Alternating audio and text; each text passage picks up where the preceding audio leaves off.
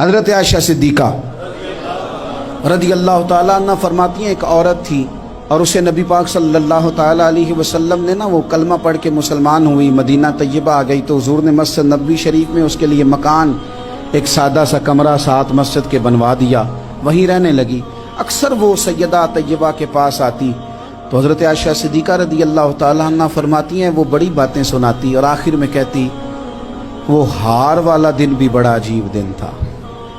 اور میرے رب کی قدرتوں کا دن تھا، وہ بھی بڑا عجیب دن تھا۔ سیدہ عائشہ صدیقہ رضی اللہ تعالیٰ عنہ ایک دن فرمانے لگی کہ تو ہار والے دن کا بڑا ذکر کرتی ہے، وہ کیا دن تھا؟ تو خاتون کہنے لگی اماں جی وہ دن تھا جب میرے رب پر بھروسہ اور مضبوط ہو گیا، جس دن میرا اپنے رب پر توکل اور بڑھا، میرے ایمان میں یقین میں اور پختگی آئی۔ کہنے لگی میں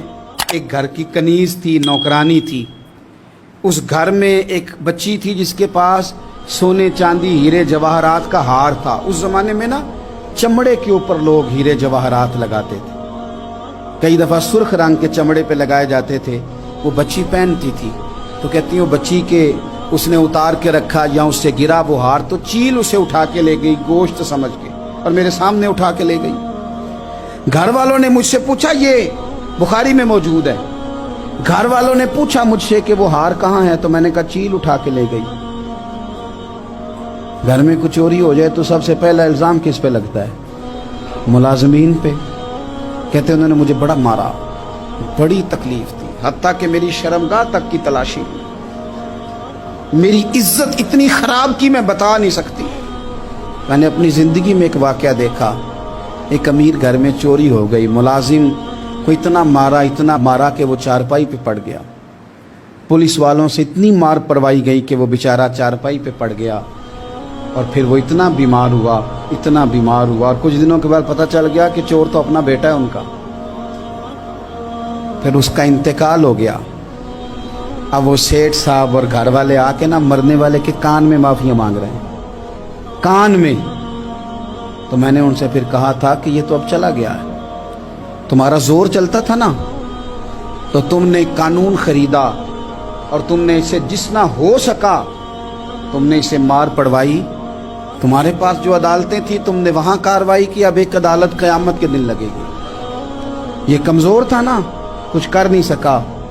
میرے نبی پاک صلی اللہ علیہ وسلم نے فرمایا سن لو، اگر سینگ والی بکری نے بغیر سینگ والی بکری کو تکلیف دی ہوگی نا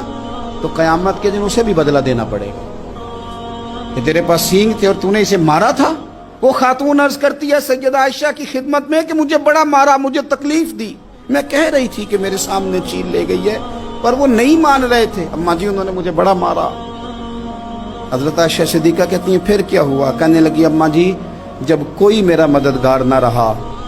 مجھے تکلیف دے رہے تھے، رسوا کر رہے تھے، تو میں نے اپنے رب سے مدد چاہی،